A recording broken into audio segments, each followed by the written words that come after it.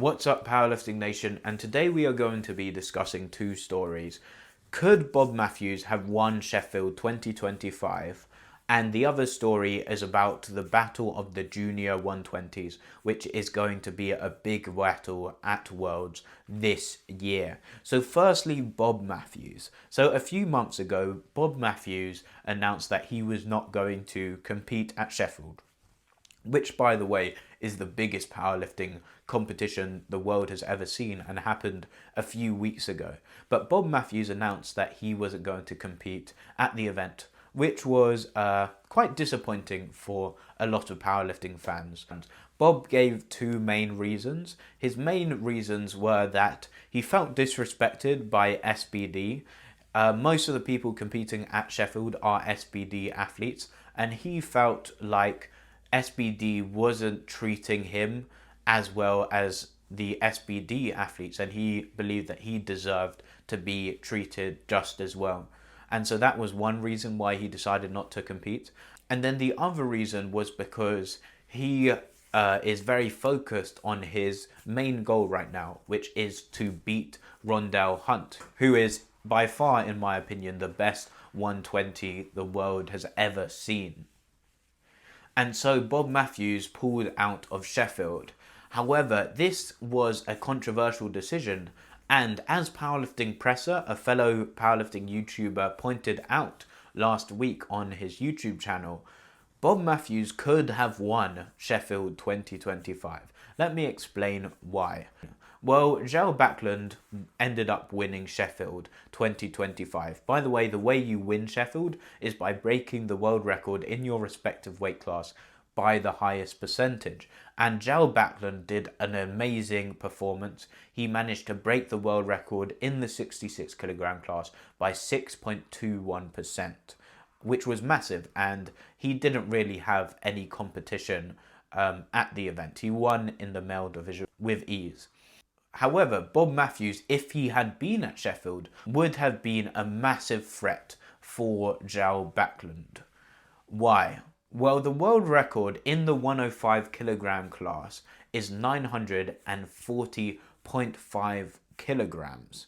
And for Bobb to have beaten Jelle Backlund, he would have needed a 1,000 kilogram total in the 105 kg weight class, which is a nice round number, and this would have broken the world record in the 105s by 6.23%. And I believe that Bobb could have definitely achieved this goal. This is because of how he has been performing in his gym.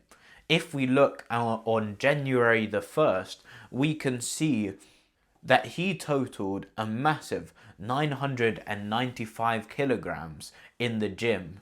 However, he didn't just do singles to get this total. He did doubles on both the squat and the bench press. As you can see, he did a 365 kg squat for 2 reps. He did a 240 kg bench press for 2 reps.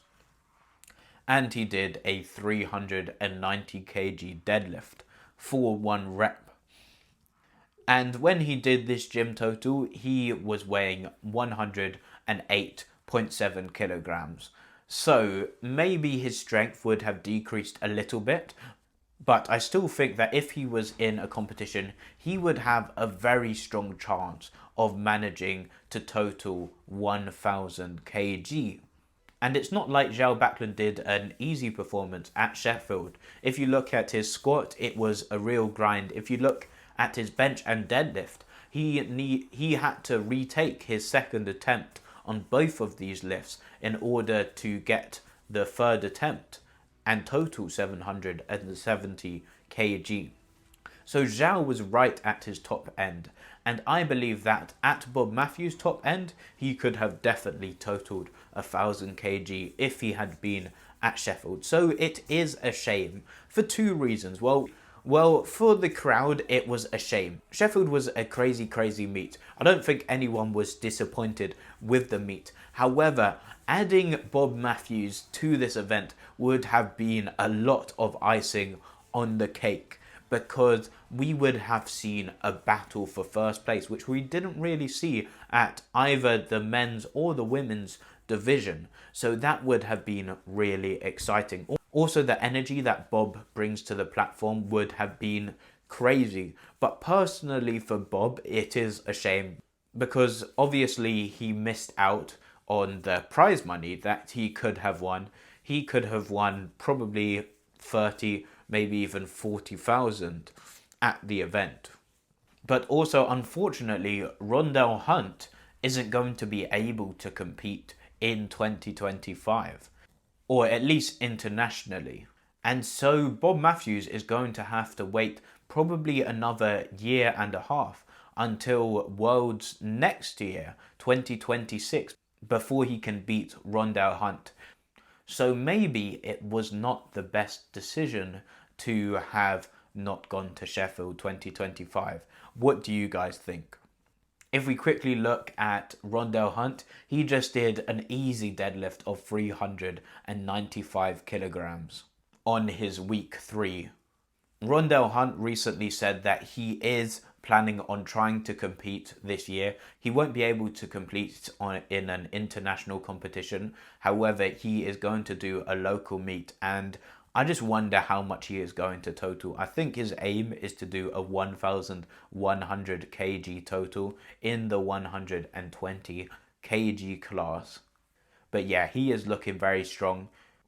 How much do you think Rondel will be able to deadlift looking at this 395 kg? The heaviest deadlift in IPF history is 411 kg. Do you think that Rondel is capable of this? I definitely think so. I think he could probably deadlift 415 to 420 kg on a good day, which is just crazy. Now let's look at the battle of the junior 120s. We are going to see a battle at the World Junior Championships in the 120 kg class. And we didn't think we were going to see a battle, to be honest. Nonso Chinye, who many saw as the biggest prodigy in powerlifting at only 19 years old, won the World Championships in the 120 junior class last year with relative ease. And so many people thought that throughout his junior career, he would be winning everything. However, like I said in a recent video I did about this battle, that is definitely not the case. We are seeing at least 4 guys who have just accelerated in their training and are looking incredibly strong and are looking like they could, on a good day, beat Nonso Chinye, which is just crazy because we didn't think that we would be able to see that, at least not for a while. One of the people that is going to be a competitor of Nonso is someone who was in the same school year as Nonso and a very good friend of Nonso, Joshua Ngoka.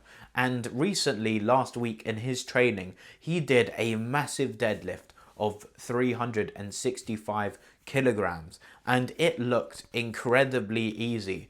How much do you guys think he could deadlift?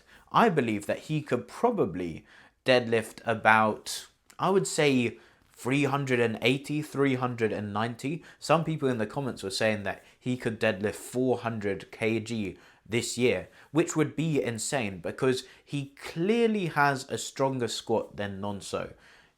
He also has a stronger bench press than Nonso. The only lift where he's not on the level of Nonso is his deadlift. However, it looks like Joshua is catching up with his deadlift, which is really exciting because his squat is probably 20 kg more than Nonso's squat. His bench press is probably 10 kg more than Nonso's bench press, which means that he needs to deadlift within about 20 kg of Nonso's deadlift in order to beat Nonso. And if he can deadlift close to that 390 kg plus range, he could definitely beat Nonso at the World Championships. So that's going to be an exciting battle, which anyone could win. But remember, these two aren't the only contenders.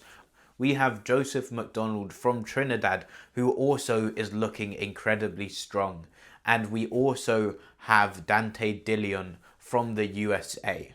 So stay tuned. We also have another up-and-coming junior lifter who just competed. He is completely unknown, and he could also win the battle of the 120s. However, that is going to be in tomorrow's video. So subscribe if you want to see that. I hope you enjoyed this video. Have a good day. Goodbye.